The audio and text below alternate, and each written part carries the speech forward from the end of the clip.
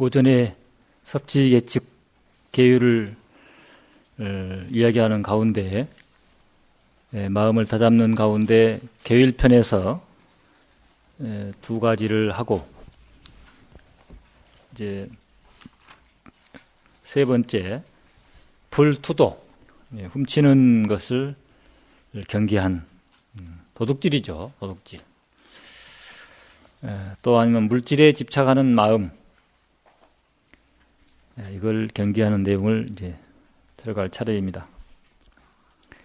아라나 모든 세계 274페이지 모든 세계 육도 중생들이 마음에 훔칠 생각이 없으면 생사의 상도 상속을 따르지 않게 될 것이다. 너희들이 삼매를 닦는 것은 본래 번뇌에서 벗어나려는 것인데 만약 마음에 훔칠 생각을 없애지 아니하면 번뇌에서 벗어나지 못할 것이다. 비록 지혜가 많아 선정이 앞에 나타난다 하더라도 만일 훔칠 마음을 끊지 아니하면 반드시 사도에 떨어지게 되어 상품은 정령이 되고 중품은 요매가 되며 하품은 사인이 될 것이다. 그리고 이러한 요매가 붙은 저들도 또한 무리가 있어 각기 스스로 최상의 도를 성취했다고 할 것이다. 내가 멸도한 후 말법 시대에는 다분히 이러한 요망한 사기가 세상에 치성하여 몰래 숨어서 간사하게 선지식이라 칭할 것이다. 그리고 각기 스스로 깨달음을 증득했다고 말하면서 무식한 자를 현혹하여 그들에게 본심을 잃게 하고 가는 곳마다 그 집안을 망하게 할 것이다. 내가 비구들에게 방편으로 걸식을 하게 한 것은 그들에게 탐심을 버리고 깨달음의 도를 이루게 하려는 것이다. 그리하여 모든 비구들에게 스스로 밥짓지 말고 남은 생애를 붙어 살라면서 삼계의 나그네가 되라고 한 것은 그동안의 수행 공덕으로 천상에 태어났다가 인간에 한 번 왕래하여 남은 번뇌를 끊고 아라한이 되어 삼계를 벗어나 또다시 고통의 세계에 돌아오지 아니함을 보여주려는 것이었다. 앞에 우리가 수다원가에서 아라한까지 그 이야기 속에서 지금 이야기했었죠. 한 번 왕래한다는 등등 그 의미를. 그런데 어찌하여 많은 도적들이 나의 옷을 빌려 입고 부처님을 팔아 갖가지 죄업을 짓되 모두가 불법이라고 말하면서 도리어 출가하여 구족계를 받은 비구를 소승우도라고 비방하는가. 이로 말미암아 수많은 중생을 의혹해 하고 목숨을 마친 뒤에는 모두가 무간지옥에 떨어질 것이다.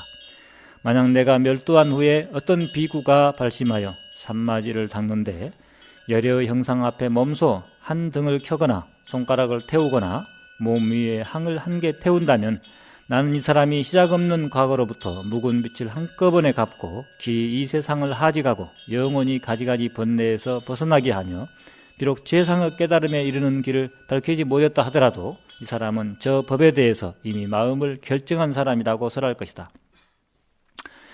만일 이와 같이 몸을 버리는 작은 인이라도 짓지 아니하면 비록 집착이 없는 무의를 이루었다 하더라도 반드시 인간으로 태어나서 묵은 빛을 갚게 될 것이니 마치 내가 마맥을 먹었던 일과 다르지 않을 것이다. 여기서 연비하는 이야기와 또 부처님의 마명 이야기가 나오는데 그래서 이 법망경은 이 능엄경하고 같이 가는 부분이 많아가지고 법망경에서도 이렇게 뭐 연비 이야기가 나오기도 하고 이렇게 스님들이 더러 손가락을 태워버리는 그런 이제 그 신심을 보이기도 하는데 글쎄요. 몸을 그 손가락을 태워가지고 나중에 평생 고생하더라고요.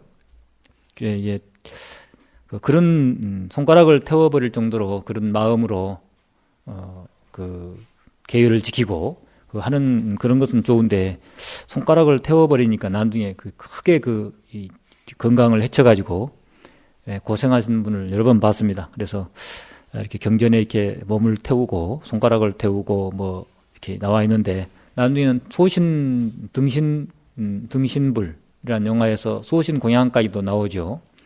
차라리 뭐 소신 공양은 뭐 뭐 자기 전체가 죽어버리니까 뭐 또 그런 한다더라도 손가락 같은 거 태워놓으면은 그 병이 화가 안으로 들어가가지고 고생을 많이 해요. 그래서 손가락 태우신 분은 근세에는 일타 스님도 태우셨고 또 일타 스님의 상자 되시는 지금의 큰 스님인 해국 스님께서도 손가락을 태우셨고 이런 분들이 많은데 어쨌든 손가락을 태울 때는 반드시 그 태웠던 분들한테 가서 자문을 좀 더 구하고 이렇게 태우시기 바라겠습니다. 저는 손가락까지 태울 수 있는 그런 강한 정신력이 없어서 좀 관심이 없어요. 근데 어쨌든 여기는 이렇게 그 손가락을 태우게 되면은 그에 따른 그 과보로 상당히 좋은 그 결과가 있을 것이라고 이렇게 나와 있습니다.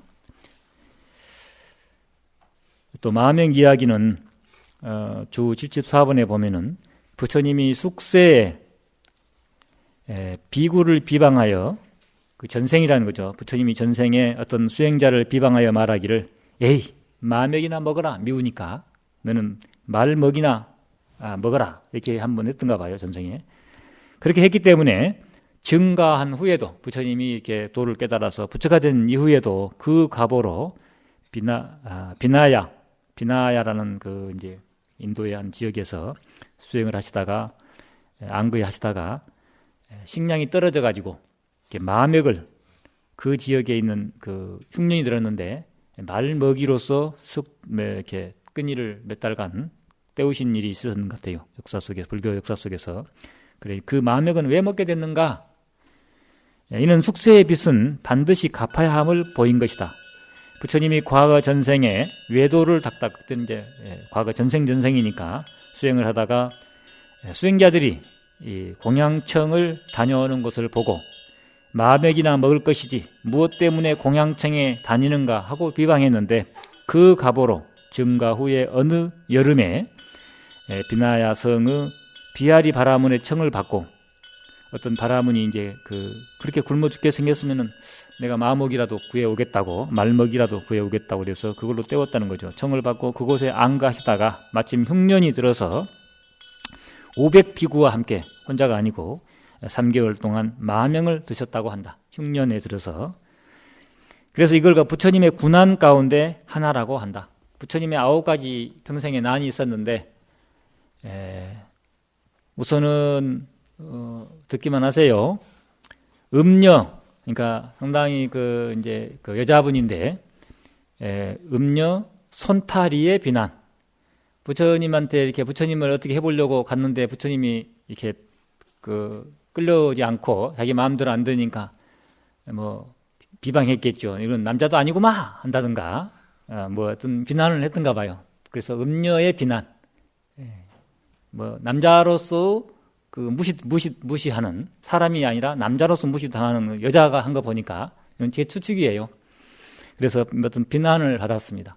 그런 비난이 부처님에게 그런 것이 있으니까 그것도 쇼킹한 뉴스가 된 거예요. 부처님한테 여자가 달라들어서 비난했어요.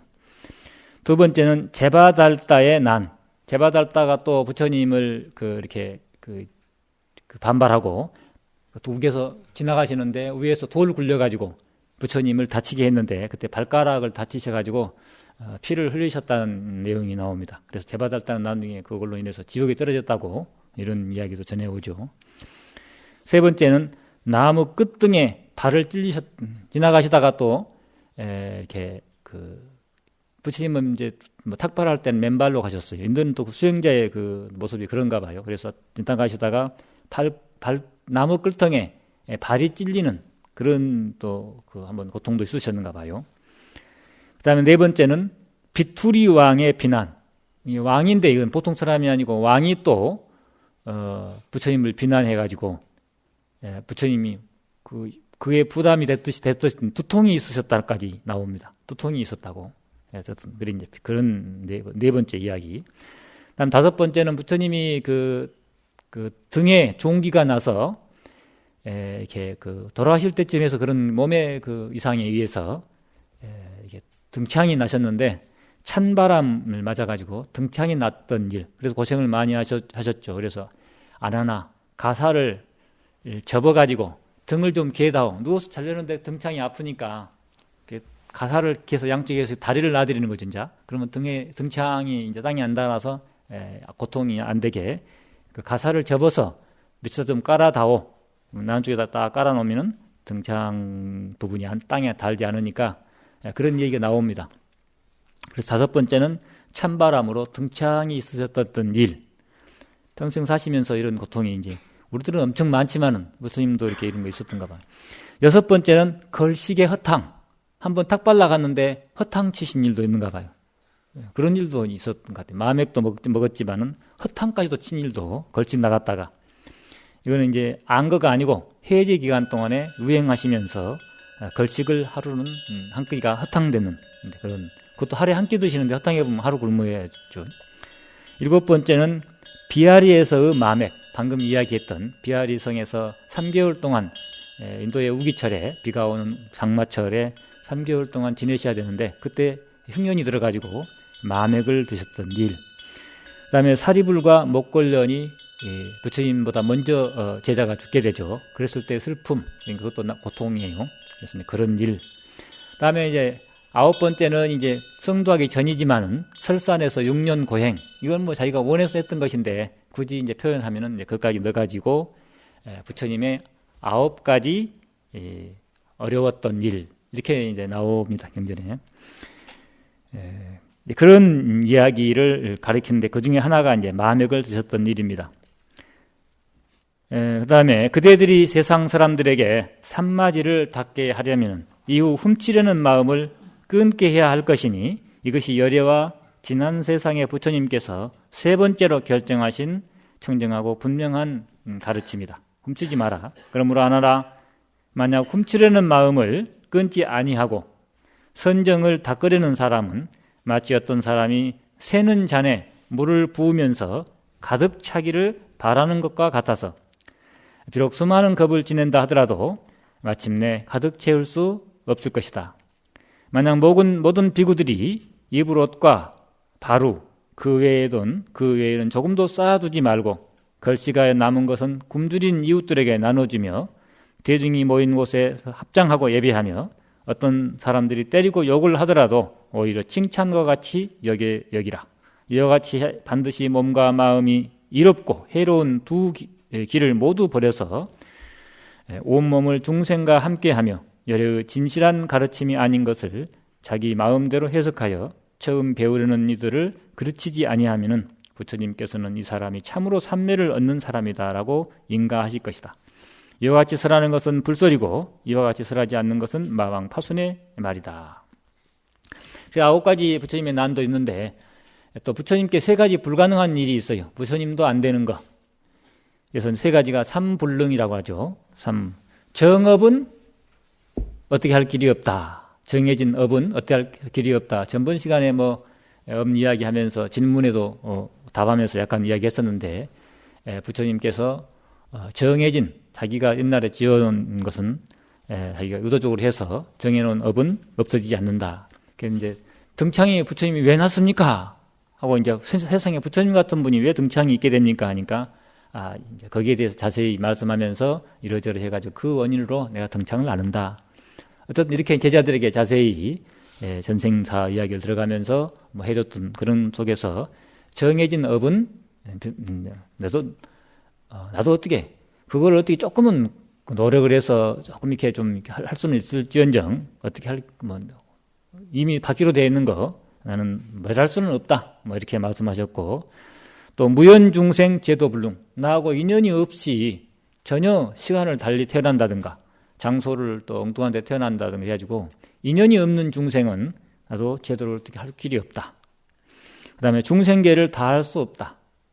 중생 세계가 끝이 없이 이렇게 생겨나고 있는데 부처님 나라고 어떻게 중생계를 한꺼번에 다 없앨 수 있는 이런 것은 없다. 이렇게 이제 4가지 불능을 말씀하셨다고 합니다.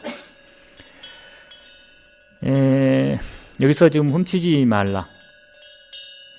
이제 우리가 사중의 물건, 우리도 개인이다 보니까 또 개인 물건 이렇게 있어요. 그래서 어떤 사람은 옛날에 들어보면 어른 스님들 말 들어보면은 이제 그 전에 이제 불을 켤 때는 기름으로 불을 켰습니다. 그래서 이제 등을 이제 불을 켜는 등이 있는데 자기 방에 낮에는 불을 껴놓잖아요.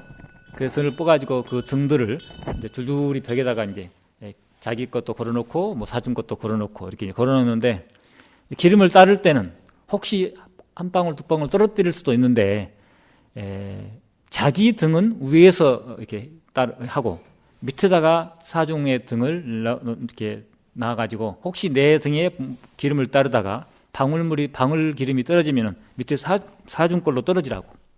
반대로 어떤 사람은 자기 것을 밑에다 놓고 사중 것은 우에다 놓다가 철철 넘치게 하면서 줄줄줄 흘러서 자기 것으로 떨어지게끔.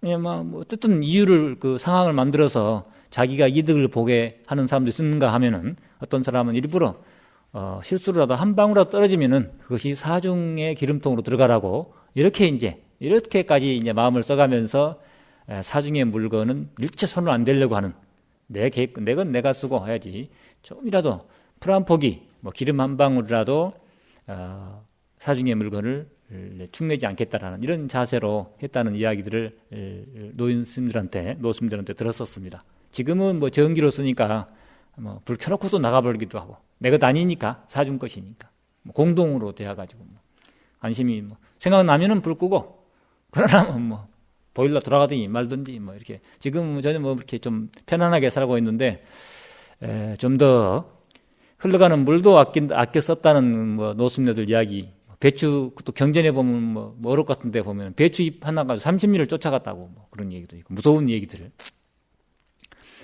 어쨌든 그렇게 그 전에 노숙녀들은 지금도 그렇게 하는 사람도 있죠. 물 흘러가는 물도 아낀다. 뭐 세수하고 그다음에 그걸로도 발 씻고 뭐 등등 이렇게 이제 일부러 그 아껴서 이렇게 쓰고 그것이 생활화돼서 뭐 남이야 어떻게 하든지 자기는 그렇게 깨끗한 마음으로 살아가는 사람도 있습니다. 고사가 있죠. 밭을 갈다가 삼유리에 나왔던 것 같아요. 그는 밭을 갈다가 어떤 사람 이제 밭에 이제 어떻게 이제 뭐 보물이 뭐 금이 됐든지 뭐 보물이 이렇게 하나 나왔는데 앞에 가는 두 사람이 밭을 이렇게 호미로 쭉 메고 간다. 하다가 보물이 나오니까 앞에 간 사람은 그냥 뭐 돌이나 보물이나 뭐 관심 없어요. 돌이 있든지 보물이 있든지 뭐 그냥 돌로 취급해버리고 그냥 호미로 긁어서 호랑으로 내버리고 그냥 갔는데 뒤에 가는 사람은 이제 그게 또 호랑이 보이니까 에이 이런 더러운 것이 있다고 그 호랑이에다가 개울에다 던져버렸대요. 누가 더 도가 더 높은 거요? 그 밖에 세상 사람들이 그 이야기를 듣고 도의 높고 낮음을 알게 됐다. 뭐 이런 말이 있어요. 어쨌든 그렇게 이제 이 물질에 대해서 초연한 모습을 보이는 수령자들이 많은데 우리들도 역시 이렇게 이제 절에 와서 수행을 하다 보면은 물질은 어디서 나오냐 하면은 신도들한테서 나와요. 그게 이제 신도를 서로 차지하려고 하는 그런 또 이제 이게 살다 보면 생겨요. 이제 내 신도, 네 신도 이게 이래. 그래가지고 신도 때문에 좋은 사이가 이가 상하기도 해요. 처음에 내가 먼저 봤다 이게. 우리 또 먼저 본 사람이 뭐 주인인가 봐요. 신도가 물질이니까 이제 내가 먼저 봐가지고 지나가다가 먼저 내가 안내해주고 그쪽으로 해가지고 나를 먼저 이제 알게 됐는데 나중에 내 옆방 사람한테 소개시켜줬더니 그 사람이 딱 채가 버렸어요. 어떻게 채갔겠어요? 더 잘해줘가지고. 그래가지고 이제 라면 이제 또 이제 시비가 서로 붙어요. 그래 어쨌든 그렇게 신도야 이 스님에 가서 차 한잔 먹고 또 저 스님한테 가서 차 한잔 먹다가 자기 인연 따라서 이렇게 흘러가는 건데 먼저 본 사람이 자기가 주인인 것처럼 이제 생각하는 거예요. 이제 뒤에 사람은 이제 내가 속해줬는데 신도 뺏어갔다고 따먹었다고 별 희한한 말들이 되면서 이제 신도 입장에서는 전혀 나는 내가 물질도 아니고 내 자유로 내가 한 건데 그래가지고 이제 그 절 자체를 안 가버린다든가 불편하니까 이제 두 스님이 싸움 붙인 꼴이 돼가지고 자기로 인해서 부처님 배우는 자기 신도로서 자기도 내가 죄를 지은 것이 아닌가라고 생각하기도 하고 여러 가지 복잡해져요. 이제 어쨌든 신도 때문에 스님들끼리 이가 상하는 게 많아요. 그런 거에서 좀 초연하게 제가 이제 한 번은 지금은 그 스님이 돌아가셨는데 어떻게 하다가 그 스님이 나한테 이야기를 해줬는데 이런 이야기를 해줬어요. 우화이기도 할 수도 있겠지만은 이제 한 수행자가 열심히 정진을 하고 있었답니다. 근데 이제 그 수행자가 앞에 이제 그 집 앞에 단장이 있는데 화사라고 꽃화자 뱀사자 꽃뱀이죠. 그러니까 화사. 화사가 이제 그 꽃뱀이 가끔씩 그 수행자가 너무 깨끗하게 수행을 하니까 가끔씩 이렇게 돌 틈에서 나와가지고 그 수행자 수행하고 있는 모습을 쳐다보고 쳐다보다가 서로 돌 틈으로 들어가고 그렇게 서로 사는 거예요 이제. 근데 이제 그 수행한 정진하는 그 스님 그 수행자도 알죠. 가끔씩 꽃뱀이 와서 자기를 이렇게 좋다고 쳐다보고 있는 줄을. 그러니까 어느 날 이제 포행 시간에 이제 어떻게 하다 꽃뱀하고 눈이 마주쳤어요. 그래서 꽃뱀에게 이제 수행자가 꽃뱀아, 너 내가 그렇게 좋니? 그러니까 꽃뱀이 끄덕끄덕 좋다고. 그러면은 너 그 가끔씩 1년에 한 번씩 봄이 되면 뭐 허물을 벗든가 가을 되면 뱀은 언제 허물 벗어요? 어쨌든 이제 계절에 따라서 이제 허물을 벗은답니다. 뱀은 허물을 버리잖아요. 자기 그 이제 너무 이제 농담으로 그랬는지 몰라도 어쨌든 그 수행자가 꽃뱀에게 너 한 번씩 그 허물을 벗어가지고 버리니까 그거 나 좀 주렴. 나 심심하고 하니까 그거라도 하나 나에게 주렴. 그러니까 그 뒤부터는 꽃뱀이 안 나타나. 신도라고 하는 것이 수행자에 있어서 신도라고 하는 것이 바로 그와 같다. 냅둬야 돼. 내버려 두면은 네가 좋으면은 돈도 갖다 주고 또 밥도 갖다 주고 떡도 갖다 주고 갖다 주는데 오히려 그 집착하면은 뭘 요구한다든가 그냥 준 대로 받아야지. 뭐 요구하게 되면은 그 신도는 떨어져 버린대요. 또 너무 무관심해도 뭘 갖다 줘도 또 막 탈탈 넘어 털어버려도 또 이제 또 그 서운해합니다. 그러니까 준 대로 그냥 아변자 그 태국의 와변자 주지스님 시계방보다 더 많게 시계 방에다 두 줄이 걸어놨는데 그냥 갖다 주면 걸어놓고 그냥 이렇게 물 흐르듯이 그냥 이렇게 받아주고 웃어주고 고맙다 하고 잘했다 하라고 뭐 이렇게 칭찬이나 해주고 그러지 그거에 대해서 거부를 할 것도 없고 많이 쌓이면 다른 스님 주면 되니까 또 지나치게 관심을 보이면서 또 뭘 요구한다든가 이렇게 해서 불편하게 하지도 말고 그래서 꽃뱀 이야기를 그 스님이 해줬는데 그 두고두고 이렇게 내가 징험을 해보니까 맞는 것 같아요. 신도에게 조금이라도 관심을 좀 한 것 같으면 부담스러워합니다. 그래서 신도는 그렇게 편안하게 대해 주는 것이 좋겠습니다. 우리 몸인 물질이라서 노후가 걱정되는 사람들이 많습니다. 저도 노후가 불안해요. 이렇게 늙어가는데 노후가. 여러분들도 또 노후가 불안할 수도 있겠습니다. 또 나이가 좀 들어서 온 사람은 다른 사람은 젊어서 오니까 열심히 수행해 주고 하는데 나는 늙어서 이렇게 나이 많이 먹어서 왔으니 오자마자 토굴부터 큰절에 주지는 아무래도 나는 이제 나이가 많아서 못할 것 같고 뭐 주지도 뭐 절에 온 지 뭐 25년 이상 돼야 뭐 본사 주지도 하고 그러잖아요. 이제 난 글렀다. 죽을 때 80 넘어야 내가 80 넘어서 25년 된다든가 그렇게 생각을 해보면은 안 되잖아요. 그러니까 이제 토굴이 있어요. 어쨌든 노후가 걱정이에요. 오자마자. 어쩌면 오기 전부터 노후가 걱정할 수 있는. 어쨌든 여러분이나 저나 노후가 걱정입니다. 입에 풀칠을 해야 되고 이제 여러 가지로 이제 내가 뭐 돈 버는 기계도 아니고 이제 수행하겠다고 왔는데 노후가 걱정돼. 제가 경험에 의하면 노후는 일단 건강해야겠죠. 아프지 않는 상황에서 앱을 공양 철저히 하면은 그것도 3시3번 다 하면 더욱 좋고 그게 안 되더라도 새벽 예불과 아침 공양 이거는 자기 평생에 생명으로 알고 어디서나 뭐 객이 됐든지 주인이 됐든 뭐 안에 살든지 그 당시 대중으로 살든지 지나가는 객이 됐든지 자기 정신 세계가 나는 어디서나 어쨌든 예불과 아침 공양에는 절대 빠지지 않겠다. 이런 자세를 가질 필요가 있습니다. 뭐 그렇게 사시고 계시겠죠. 지금은 뭐 한 번이 아니고 하루에 3시3끼 공양 예불은 하시겠죠. 그러나 살다 보면은 부득이 안 된다 하더라도 반드시 새벽 예불과 아침 공양 이거는 철칙으로 자기 생명으로 알고 지켜야 됩니다. 노후 보장을 위해서는 이 두 가지를만 정신에 내가 죽을 때까지 새벽 예불과 아침 공양에 빠지지 않겠다. 어디 가까운 절에 어디에 있든지 이런 자세만 갖는다면 사실은 노후 걱정할 건 없습니다. 그래서 어느 절은 큰 절이든지 작은 절이든지 새벽 예불과 아침 공양 참석만 꾸준히 하고 있으면 그 사람 대접받습니다. 절대 노후 걱정할 거 없어요. 그리고 자기 이제 겉에 먹고 잠자는 것만 해결돼서 우리가 편안한 것이 아니라 이제 마음이 편안해야 되잖아요. 자기 마음이. 그래서 여기서 이야기하고 있는 계율, 다른 건 자비심이고 그런 열의장심이고 이건 놔두더라도 일단 겉으로 드러난 이 계율만 지켜도 여기서도 얘기하고 있는 크게 4가지 계율만 지켜도 그 사람은 절대 존경받습니다. 우리 한국 불교에서 계율은 너무나 당연한데도 이것도 날마다 지키기 쉽지 않습니다. 예를 들어서 큰 방에 들어가서 계속 밥 먹기 참 힘들어요.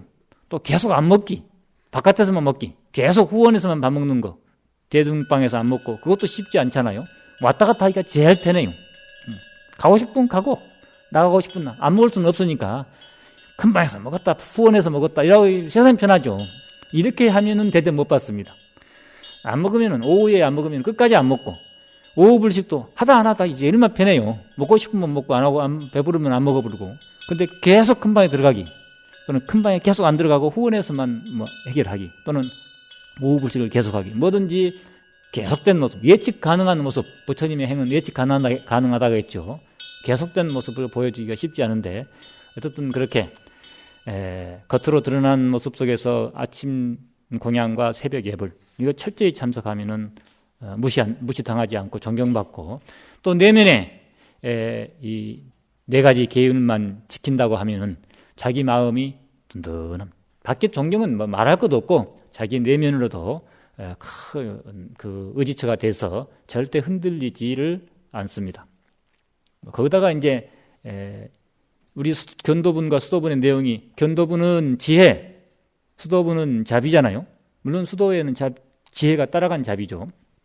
그래서 이 지혜와 자비 이게 부처님의 모습이니까 부처님의 우리가 기준으로 삼고 있는 부처님은 지혜와 자비의 양족전입니다. 귀불 양족전. 부처님은 지혜와 자비 그 자체가 부처님이지 몸뚱아리가 부처님이 아니고 지혜와 자비 우리는 그것을 따라가고 있고 그것에 대한 확실한 기준 또 그것만 마음에 섰단다면 마음 안에 탁 섰으면 누가 또 불교를 좀 얘기해달라고 하면 그냥 그거 얘기해주면 돼요. 지혜적인 입장에서는 긍정적으로 표현하면 열애장이고 부정적으로 표현하면 공, 무아 이런 이야기 해주고 또 자비 쪽 그때그때 상황에 거기에 대비시켜서 이야기해 준다면 그대로 불교예요. 부처님 말씀이 전하는 것이 되고 그것이 불교고 그래서 설법 못할까 걱정할 것도 없고 지혜와 자비가 부처님이니까 그 이야기만 해주면 되니까 지혜는 부정적으로 보면은 공, 긍정적으로 보면은 상주진심, 열애장 등등 여러 가지로 한 물건 등등 가지가지 자기 그에 따라서 이치대로 지혜와 자비라는 입장 속에서 이야기하면은 전혀 문제가 안 되고 그리고 이제 계율 지켜서 자기 정신세계에 밝히고 그대로 특별하게 괜히 욕심낼 거 없이 그러면은 나는 사람들이 저절로 나중에 우리 대표가 돼달라고 주지가 되든지 원주 스님이 돼주든지 해주라고 누가 해주라면 그러라고 또 좀 사양하다가 또 이렇게 할 수도 있고 등등 이렇게 살아가면은 되겠습니다.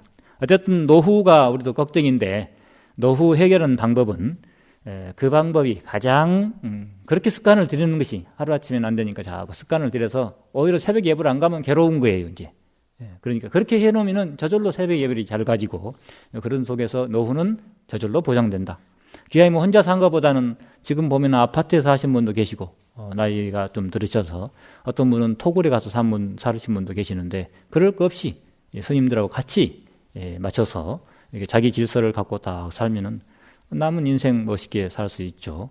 힘 따라서 또 자기 필요한 역할을 해주면 되고 그렇게 이제 걱정 없이 살고 오히려 챙겨야 할 것은 부처님의 마음을 놓치지 않으려는 그런 자세가 여기서 요구되고 있습니다.